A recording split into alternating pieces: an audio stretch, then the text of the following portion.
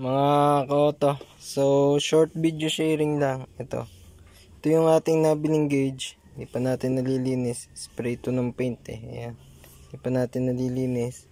So ang ginawa natin, tinesting natin, ayan, yung ating na-trace na mga wire dun sa ating stock.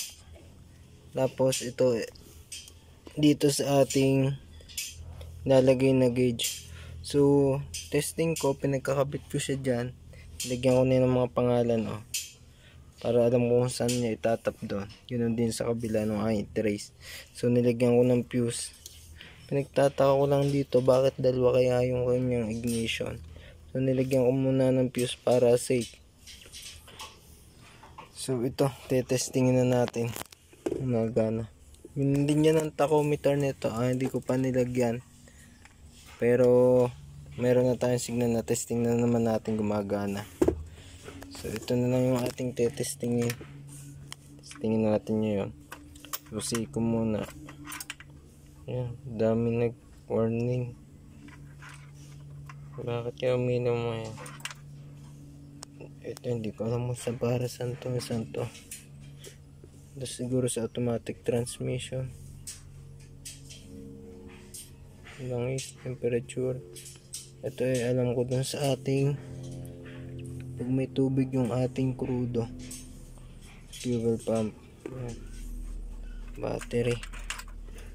Testing. Ayan.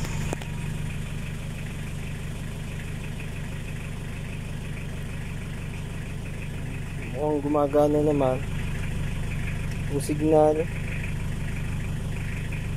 Ayan, gumagana. Hazard. Yung part light meron niyang ilaw. Hindi lang masyado makita kasi mahina yung bulb niya. Pero meron niya. So gumagana yung ating fuel. Yung tachometer natin hindi pa natin na ikakabit.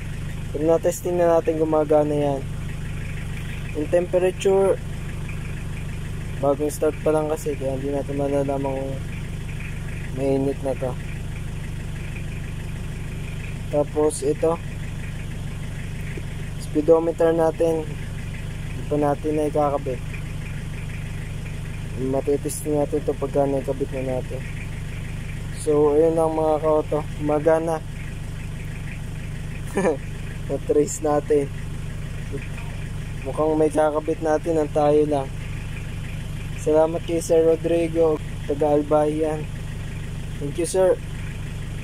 Siya yung nagturo sa atin para may kabit natin yung connection nitong tachometer at saka yung wire.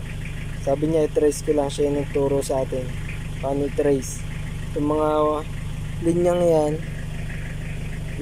kailangan natin i-trace mula dun sa ilaw. Tapos gamit tayo ng test light para malaman natin kung ano yung positive at negative. So update ko na lang kayo pagka kakabit na natin to. So gumagana na yung fuel nya, yun, nataas na natin temperature, nagana na.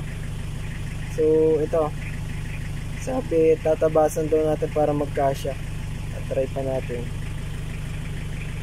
Sensya na kayo sa boses ko, medyo naubo tayo eh. Yan, nagana na. Nangat na yung ating fuel natin tsaka yung temperature. Ayan.